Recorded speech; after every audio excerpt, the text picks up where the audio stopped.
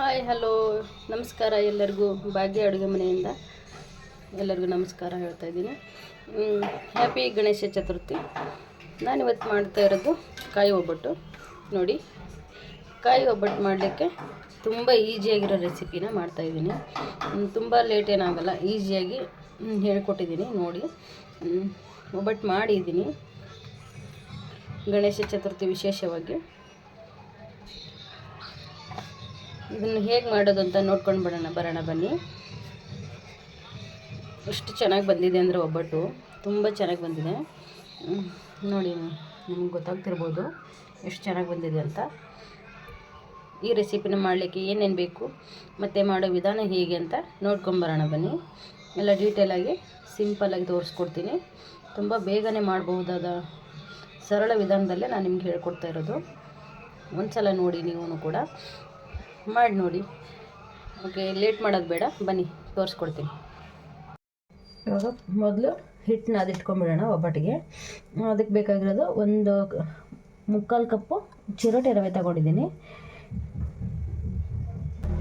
3/4 cup ಚಿರೋಟಿ ರವೆ ಮತ್ತು 1 cup ಪೂರ್ತಿ ಮೈದಾ ಹಿಟ್ಟು ತಗೊಂಡಿದ್ದೀನಿ. ಇದನ್ನ ಇವಾಗ ಎರಡು ಮಿಕ್ಸ್ ಮಾಡ್ಕೊಳ್ಳೋಣ. ಇದಕ್ಕೆ ಸ್ವಲ್ಪ ಅರಿಶಿಣ ಪುಡಿ, ಆಮೇಲೆ ಒಂಚೂರು ಉಪ್ಪು ಹಾಕ್ಕೊಳ್ಳೋಣ. ಮೈದಾ ಹಿಟ್ಟು ಮತ್ತು ಚಿರೋಟಿ ರವೆ ಹಾಕಿದ್ದೀನಿ. ಇವಾಗ ಒಂದು ಚಿಟಿಕೆ ಉಪ್ಪು ಹಾಕ್ಕೊಳ್ಳೋಣ, ಒಂದು ರುಚಿಗೆ ತಕ್ಕಷ್ಟು. ಜಾಸ್ತಿ ಏನು ಬೇಡ ಅದಕ್ಕೆ. ಆಮೇಲೆ ಕಲರ್ಗೋಸ್ಕರ ಸ್ವಲ್ಪ ಕಲರ್ ಬರಲಿ ಅನ್ನೋ ಕಾರಣಕ್ಕೆ ಅರಿಶಿಣ ಪುಡಿ ಹಾಕ್ಕೊಳ್ಳೋಣ. ಇದನ್ನ ಇವಾಗ ಹೀಗೆ ನೀಟಾಗಿ ಮಿಕ್ಸ್ ಮಾಡ್ಕೊಳ್ಳೋಣ.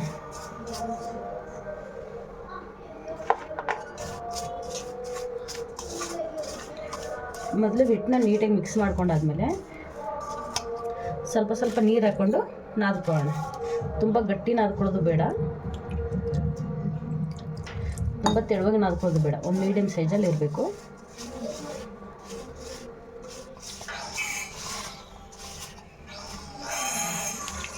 ಇದು ಹಿಟ್ಟು ತುಂಬ ಚೆನ್ನಾಗಿ ನೆನಿಬೇಕು. ಒನ್ ಅವರ್ ಆದರೂ ನೆನಿಬೇಕಿದ್ದು ಹಿಟ್ಟು, ಅವಾಗಲೇ ಚೆನ್ನಾಗಿ ಬರುತ್ತೆ ಒಬ್ಬಟ್ಟು.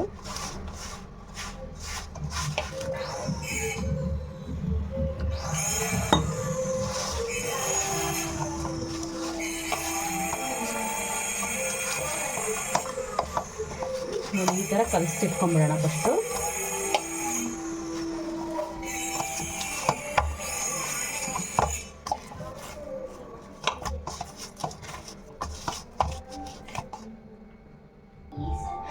ನೋಡಿ, ಇವಾಗ ಇದನ್ನು ಈ ರೀತಿ ಕಲಸಿಟ್ಕೊಂಡಿದ್ದೀನಿ. ಇವಾಗ ತುಂಬ ಗಟ್ಟಿನೂ ಆಗಬಾರ್ದು, ತುಂಬ ತೆಳುವಾಗೂ ಆಗಬಾರ್ದು, ಒಂದು ಮೀಡಿಯಮ್ ಸೈಜಲ್ಲಿದೆ.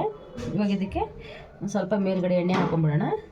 ಹಿಟ್ಟು ಒಣಗಲ್ಲ ಎಣ್ಣೆ ಹಾಕೋದ್ರಿಂದ. ಸುತ್ತ ಎಲ್ಲ ಕಡೆ ಎಣ್ಣೆ ಹಚ್ಚಿಬಿಟ್ರೆ ಹಿಟ್ಟು ಒಣಗಲ್ಲ ಇದು. ಸೊ ಹಾಗಾಗಿ ಇವಾಗ ಇದನ್ನು ನಾದ್ಕೊಂಡಾಗಿದೆ. ಇದು 1 ಅವರ್ ನೆನಿತಾ ಇರಲಿ. ಇವಾಗ ಇದು ನೆನೆಯೋ ಅಷ್ಟರಲ್ಲಿ ನಾವು ಒಬ್ಬಟ್ಟಿಗೆ ಕಣಕ ಎಲ್ಲ ಇದು ಹೂರಣ ರೆಡಿ ಮಾಡ್ಕೊಂಬರೋಣಂತೆ. ಇದನ್ನ ಇವಾಗ ಇದು ನಾದ್ಕೊಂಡಾಗಿದೆ. ಮೇಲ್ಗಡೆ ಒಂದು ಸ್ವಲ್ಪ ಎಣ್ಣೆ ಹಾಕಿಬಿಟ್ಟು ಹೀಗೆ ಹಿಟ್ಟು ಒಣಗಬಾರ್ದು ಅನ್ನೋ ಕಾರಣಕ್ಕೆ ಮೇಲ್ಗಡೆ ಎಲ್ಲ ಎಣ್ಣೆ ಹಚ್ಚಿ ಇಕ್ಕಿದ್ದೀನಿ. ಇದು ಸ್ವಲ್ಪ ಹೊತ್ತು ನೆನಿಲಿ. ಅಷ್ಟೊತ್ತಿಗೆ ನಾವು ಒಬ್ಬಟ್ಟಿಗೆ ಬೇಕಾಗಿರೋ ಹೂರಣ ಎಲ್ಲ ರೆಡಿ ಮಾಡ್ಕೊಂಬರೋಣಂತೆ. ಅಲ್ಲಿವರೆಗೂ ಇದು ನೆನಿತಾ ಇರಲಿ. ನೋಡಿ, ಇವಾಗ ಹಿಟ್ಟನ್ನ ಇಟ್ಕೊಂಡಾಗಿದೆ. ಇವಾಗ ಒಬ್ಬಟ್ಟಿಗೆ ಹೂರಣ ರೆಡಿ ಮಾಡ್ಕೊಳ್ಳೋಣ. ಅದಕ್ಕೆ ಬೇಕಾಗಿರೋದು ಕೊಬ್ಬರಿ ತೊಗೊಂಡಿದ್ದೀನಿ. ಇವಾಗ ಎಷ್ಟು ಹಸಿ ಕೊಬ್ಬರಿನ ತುರಿದಿಟ್ಕೊಂಡಿದ್ದೆ, ಇದನ್ನೇ ತೊಗೊತಾ ಇದ್ದೀನಿ. 2 ಬಟ್ಲಾಗಿದೆ.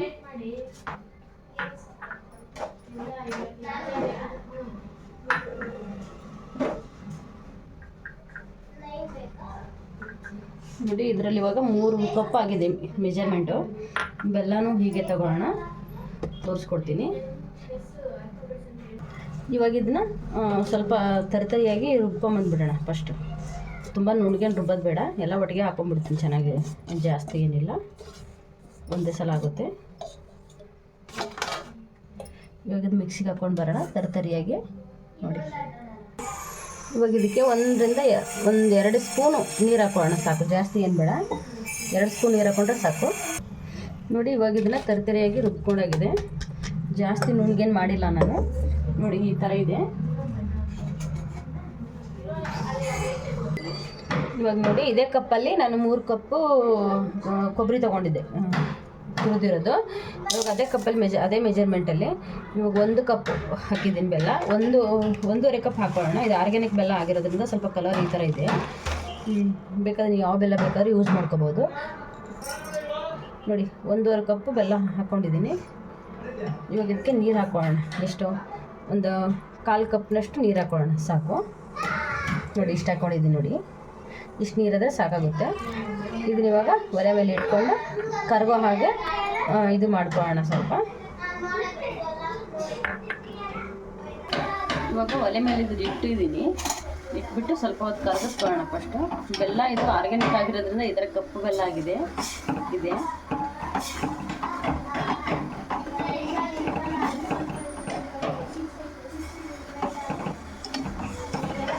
ನೀವು ಸ್ವೀಟ್ ಜಾಸ್ತಿ ತಿನ್ನೋದಂದ್ರೆ ಇನ್ನೂ ಸ್ವಲ್ಪ ಜಾಸ್ತಿ ಹಾಕೋಬೋದು. ನಮ್ಗೆ ಅಷ್ಟೇ ಸಾಕಾಗುತ್ತೆ. ಸೊ ಹಂಗಾಗಿ ನಾನು ಅಷ್ಟೇ ಸಾಕು ಅಂತ ಬಿಟ್ಟೆ. ನೋಡಿ ಗೌರಿ ಗಣೇಶ ಹಬ್ಬ ಇದೆ. ಈ ರೆಸಿಪಿ ನಿಮಗೂ ಇಷ್ಟ ಆದರೆ ಒಂದ್ಸಲ ಮಾಡಿ ನೋಡಿ. ಒಬ್ಬಟ್ಟನ್ನ ಈ ಥರ ತುಂಬ ಈಸಿಯಾಗಿ ಸರಳ ರೀತಿಯಿಂದ ಹೇಳ್ಕೊಡ್ತಾ ಇದ್ದೀನಿ ನೋಡಿ. ನಿಮಗೂ ಈ ವಿಡಿಯೋ ಇಷ್ಟ ಆದರೆ ಬೇರೆಯವ್ರಿಗೆ ಶೇರ್ ಮಾಡಿ, ಫ್ರೆಂಡು ಆಮೇಲೆ ಫ್ಯಾಮಿಲಿಗೆ ಶೇರ್ ಮಾಡಿ. ಇದು ಸ್ವಲ್ಪ ನೀರು ಥರ ಆಗಲಿದೆ ಎಲ್ಲ ಕರಗಲಿ, ಆಮೇಲೆ ಸೋದಿಸ್ಕೊಂಬಿಡೋಣ ಅಂತ. ಇವಾಗ ಈ ಥರ ಕುದೀತಾ ಇದೆ ಇದು. ಇದನ್ನ ಇವಾಗ ಒಂದರಲ್ಲಿ ಸೋದಿಸ್ಕೊಂಬಿಡೋಣ.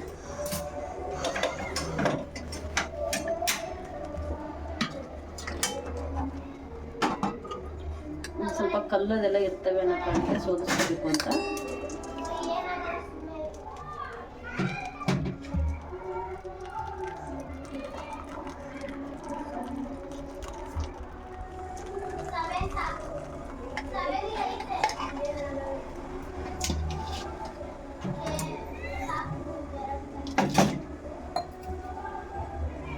ಇದು ಪಾಕ ಬರಬೇಕು ಇಲ್ಲ ಚೆನ್ನಾಗಿ.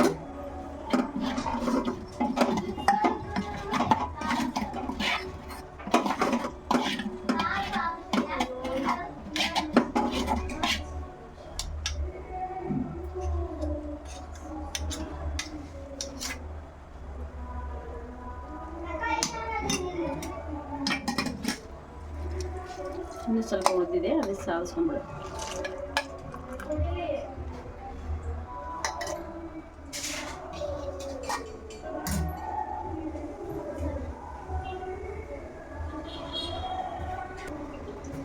ನೋಡಿ ಕುದೀತಾ ಇದೆ. ಸ್ಲಿಮ್ಮಲ್ಲೇ ಇಟ್ಬಿಟ್ಟು ಕುದಿಸೋಣ. ಜಾಸ್ತಿ ಏನು ಜೋರಾಗಿ ಇಟ್ಕೋದು ಬೇಡ ಪೂರಿ.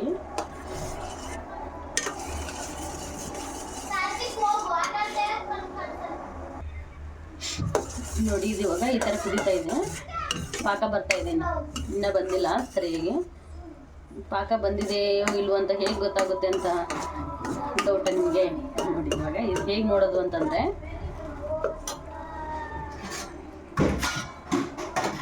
ಇವಾಗ ಈ ಥರ ಒಂದು ಖಾಲಿ ತಟ್ಟೆ ತೊಗೋಬೇಕು.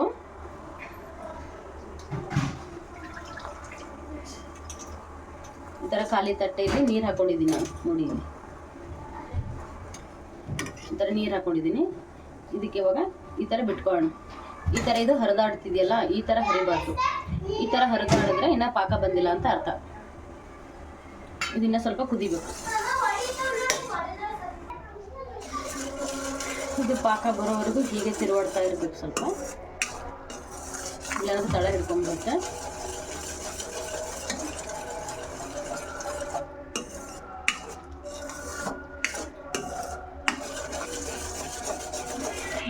ಹೀಗೆ ಹಂಗೆ ತಿರುವಾಡ್ತಾ ಇರಬೇಕು.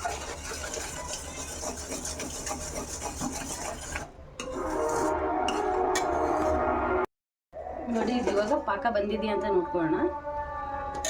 ನೋಡಿ ಈ ಥರ ಬಂದಿದೆ. ಈಗ ಹಾಕ್ಕೊಂಡ್ರೆ ನೀಟಾಗಿ ಎದ್ದೇಳ್ತಾ ಇದೆ. ಈ ಥರ ಒಂದೇ ಕಡೆ ಕುತ್ಕೊತಾ ಇದೆ. ಈಗ ಪಾಕ ಬಂದಿದೆ ನೀಟಾಗೆ. ಇವಾಗ ಇದಕ್ಕೆ ಕೊಬ್ಬರಿ ಮಿಕ್ಸ್ ಮಾಡ್ಕೊಳ್ಳೋಣ. ಕೊಬ್ಬರಿನ ಮಿಕ್ಸಿಗೆ ಹಾಕೊಂಡು ಇಟ್ಕೊಂಡಿದ್ವಲ್ಲ, ಅದನ್ನ ಇವಾಗ ಎಲ್ಲನೇ ಇದಕ್ಕೆ ಹಾಕ್ಕೊಂಡು ಮಿಕ್ಸ್ ಮಾಡ್ಕೊಳ್ಳೋಣ.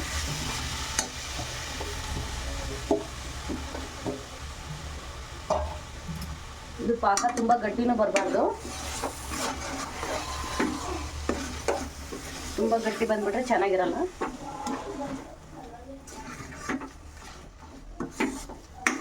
ಇವಾಗ ಈ ಥರ ಮಿಕ್ಸ್ ಮಾಡ್ಕೋಬೇಕು ನೀಟಾಗಿ.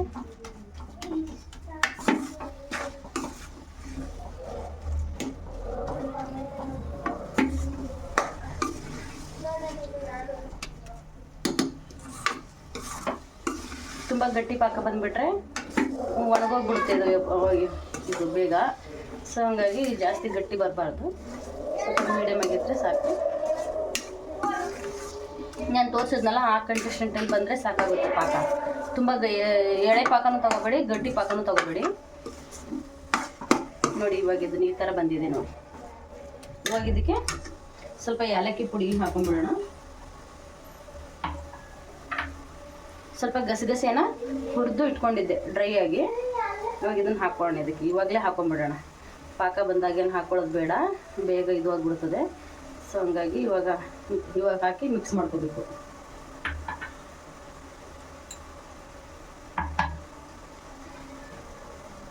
ಸ್ವಲ್ಪ ಏಲಕ್ಕಿ ಪೌಡ್ರ್ ಹಾಕ್ಕೊಂಡಿದ್ದೀನಿ. ಇವಾಗ ಇದನ್ನು ಇನ್ನೊಂದು ಹೀಗೆ ಮಿಕ್ಸ್ ಮಾಡ್ಕೊಳ್ಳೋಣ.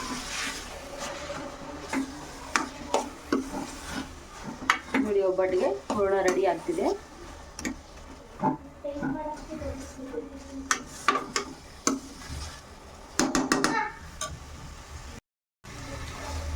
ನೋಡಿ ಈ ರೀತಿ ಬಂದಿದೆ ಇವಾಗ. ತುಂಬ ಡ್ರೈನು ಮಾಡ್ಕೋಬಾರ್ದು ಇದನ್ನ, ಮತ್ತು ಮೇಲಿಂದ ಹಾಗೆ ಡ್ರೈ ಆಗ್ತಾ ಇರ್ತದೆ ಇದು ಗಾಳಿಗೆ. ಈ ಥರ ತಗೊಂಡು ಇದನ್ನು ನೋಡ್ಕೊಳ್ಳೋಣ ಸರಿಯಾಗಿದೆಯಾ ಅಂತ. ಸುಡುತ್ತೆ ಈ ಥರ, ಕೈಗೊಂಚೂರು ಅಂಟ್ತಾ ಇಲ್ಲ ಜಾಸ್ತಿ.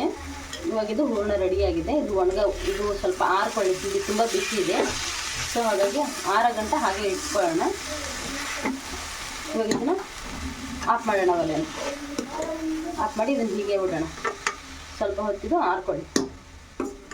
ಬಿಸಿ ತುಂಬ ಬಿಸಿ ಇದೆ. ಸೊ ಹಂಗಾಗಿ ಆರ್ಕೊಳ್ಳಿ. ಆಮೇಲೆ ಮಾಡೋದು ಹೇಗೆ ಅಂತ ತೋರಿಸ್ಕೊಡ್ತೀನಿ ನೋಡಿ. ಇವಾಗ ಇದು ರೆಡಿಯಾಗಿದೆ. ಈ ಥರ ಕಟ್ಟಿದ್ರೆ ಹೀಗೆ ಬರಬೇಕು.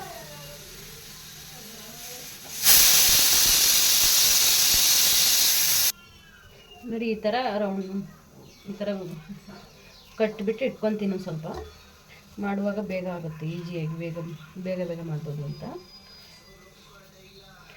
ನೋಡಿ ಕೈಗೂ ಸ್ವಲ್ಪ ಅಂಟ್ಕೋಬೇಕು, ತುಂಬ ಡ್ರೈ ಆಗಬಾರ್ದು ಇದು. ಎಲ್ಲನೂ ಹೀಗೆ ಮಾಡಿ ಇಟ್ಕೊಂಬಿಡೋಣ. ನೋಡಿ ಅದೆಲ್ಲ ಉಳ್ಳಿ ಮಾಡಿ ಇಟ್ಕೊಂಡಾಗಿದ್ದೀವಿ.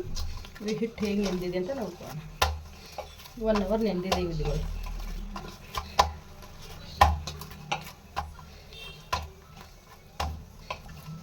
ನೋಡಿ ತುಂಬ ಗಟ್ಟಿನಿಲ್ಲ, ತುಂಬ ತೆಳುವಾಗಿಲ್ಲ, ಮೀಡಿಯಮ್ ಸೈಜಾಗಿ ಕರೆಕ್ಟಾಗಿದೆ.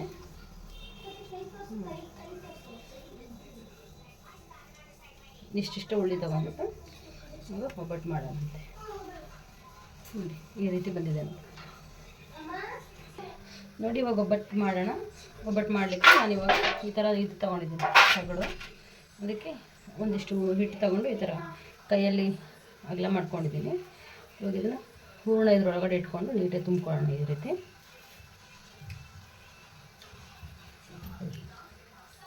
ತುಂಬ ಚೆನ್ನಾಗಿ ಬರುತ್ತೆ ನೋಡಿ. ಈ ಥರ ಕ್ಲೋಸ್ ಮಾಡಿಬಿಟ್ಟು ಮೇಲೆ ಸ್ವಲ್ಪ ಎಣ್ಣೆ ಹಚ್ಕೊಂಡ್ಬಿಟ್ಟು ಹೀಗೆ ಮಾಡ್ಕೊಳ್ಳೋಣ.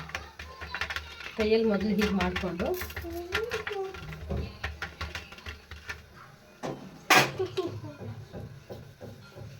ಇಲ್ಲಿ ನೋಡಿ ಲಟ್ಟಣಿಗೆಲ್ಲ ಸ್ವಲ್ಪ ಈ ಥರ ಇಟ್ಕೊಂಡ್ರೆ ಸಾಕಾಗುತ್ತೆ.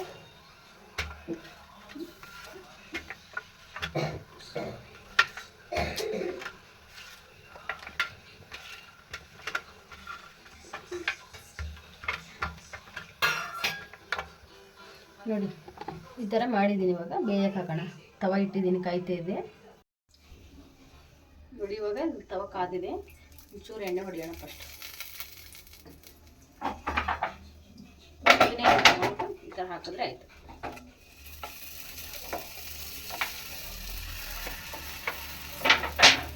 ನೋಡಿ ಎಷ್ಟು ಈಸಿಯಾಗಿ ಬಂತು.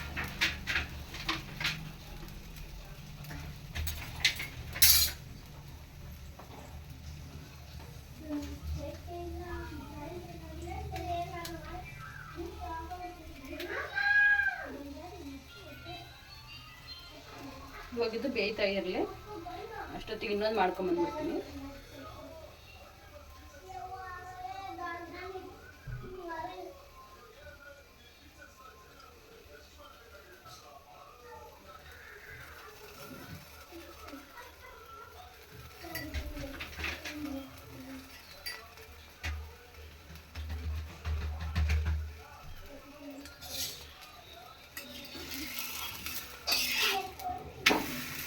ನೋಡಿ ಬೆಂದಿದೆ.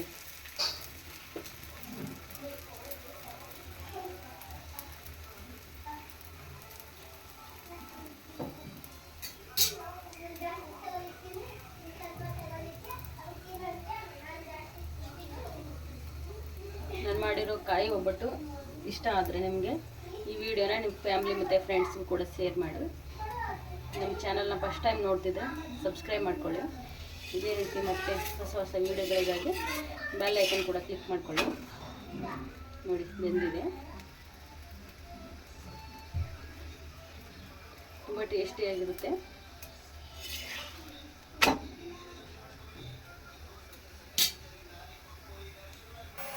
ನೋಡಿ ಇವಾಗ ಇನ್ನೊಂದು ಮಾಡೋದು.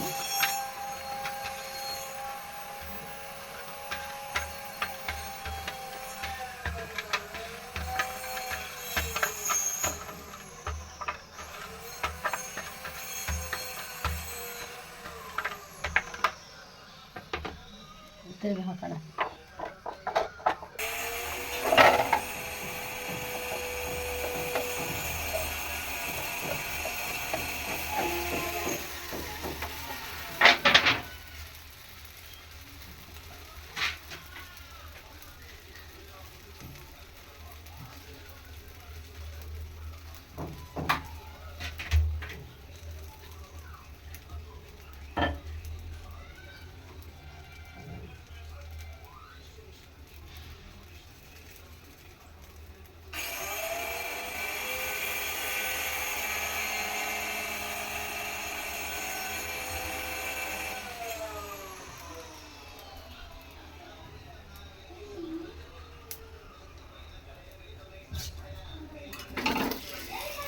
ನೋಡಿ ಇವಾಗ ಬೆಂದಿದೆ, ಇದು ಒಂದು ಸೈಡು ತಿರುವಾಕೋಣ ಇವಾಗ.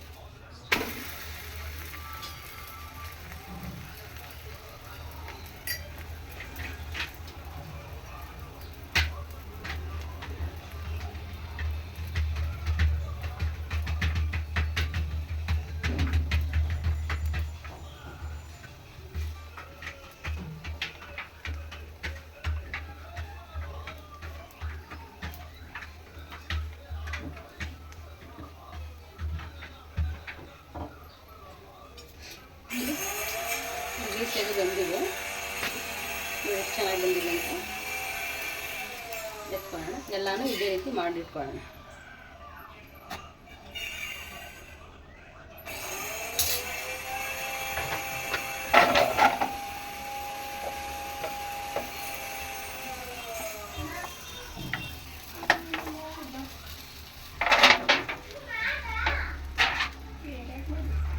ನೋಡಿ ಕಾಯಿ ಒಬ್ಬಟ್ಟು ರೆಡಿಯಾಗಿದೆ. ಬಿಸಿ ಬಿಸಿ ಒಬ್ಬಟ್ಟಿಗೆ ಸ್ವಲ್ಪ ತುಪ್ಪ ಹಾಕ್ಕೊಂಡು ತಿಂದರೆ ತುಂಬ ಚೆನ್ನಾಗಿರುತ್ತೆ. ನಾನು ಮಾಡಿರೋ ಕಾಯಿ ಒಬ್ಬಟ್ಟು ನಿಮ್ಗೆ ಇಷ್ಟ ಆದರೆ ಈ ವಿಡಿಯೋನ ಬೇರೆಯವ್ರಿಗೆ ಶೇರ್ ಮಾಡಿ. ಹಾಗೆ ನಮ್ಮ ಚಾನಲ್ನ ಫಸ್ಟ್ ಟೈಮ್ ನೋಡ್ತಿದ್ರೆ ಸಬ್ಸ್ಕ್ರೈಬ್ ಮಾಡ್ಕೊಳ್ಳಿ. ವಿಡಿಯೋನ ಪೂರ್ತಿಯಾಗಿ ನೋಡಿದ್ದಕ್ಕೆ ಧನ್ಯವಾದಗಳು ಎಲ್ಲರಿಗೂ.